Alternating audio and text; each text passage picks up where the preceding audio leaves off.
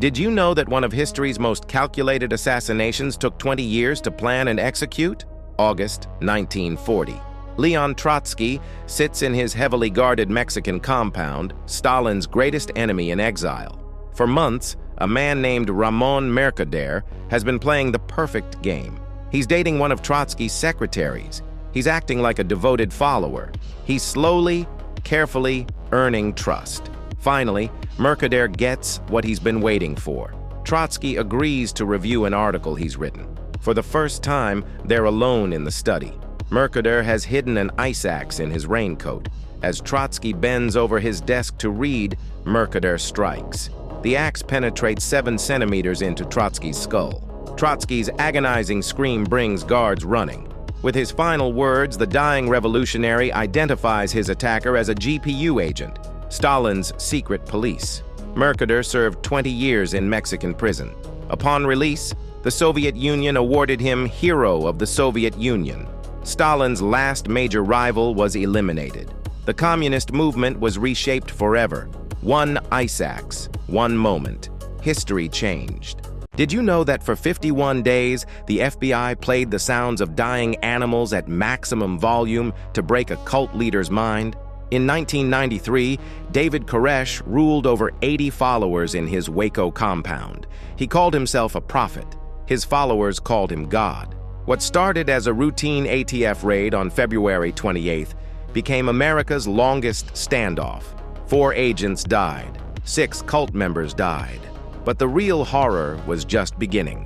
For nearly 2 months, Koresh played deadly games with FBI negotiators. Inside, 25 children were trapped. Outside, agents blasted sounds of slaughtered rabbits and Tibetan death chants all night long. The psychological warfare was torture, but Koresh thrived on it. On April 19th, the FBI pumped tear gas into the building. Then flames erupted. Survivors later said Koresh ordered his people to stay inside as the fire spread. 76 people burned alive that day. 25 were children.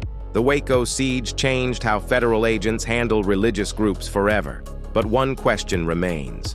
Where does religious freedom end and public safety begin? Did you know that one of history's most horrific medical facilities was disguised as a simple lumber mill? In 1940, deep in Japanese-occupied Manchuria, Surgeon General Shiro Ishii ran what appeared to be an ordinary wood processing plant. Workers went in and out daily. Trucks carried lumber. Nothing seemed unusual. But behind those walls, Ishii conducted experiments that would make your blood run cold. Prisoners were infected with plague, anthrax, and cholera while still alive. Doctors studied how these diseases destroyed human bodies. They performed surgery without any pain relief, cutting into conscious victims. Others were deliberately frozen to watch their flesh die. Over 10,000 people died in agony. When Japan surrendered, Ishii burned all evidence. But here's the twisted part. He traded his research data to the United States in exchange for complete immunity. The war criminals walked free. Their victims' families never got justice. And some of Ishii's techniques still influence biological warfare research today. Did you know there's an island near Venice where over 160,000 people died in agony? In 1348, Poveglia Island was a peaceful Mediterranean paradise until the Black Death arrived. Venice needed somewhere to dump plague victims, so they chose this remote island. At first, only the dying were brought there, but soon healthy people were thrown in with the infected. Families watched their loved ones burn alive in massive pits that never stopped smoking. The soil became 50% human ash, so thick you couldn't dig without hitting bones. Plague doctors in terrifying bird masks roamed the island, conducting brutal experiments on victims who couldn't fight back. Bodies piled so high the ground rose several feet. In 1922, they built a mental hospital on this bone-filled earth. The head doctor tortured patients until he mysteriously fell from the bell tower. Today, Poveglia sits abandoned.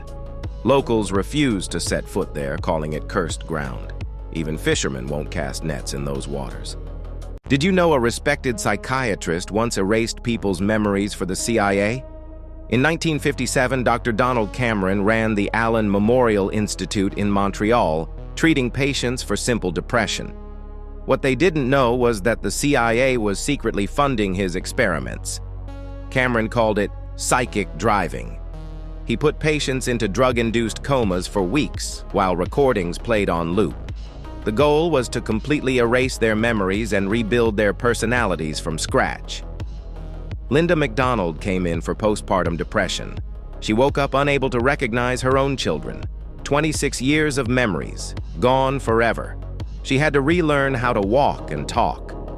Cameron used electroshock therapy 30 to 40 times stronger than normal treatment. Patients became blank slates, their entire identities wiped clean.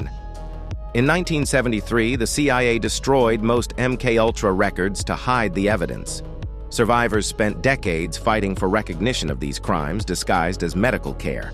The man trusted to heal minds had systematically destroyed them instead.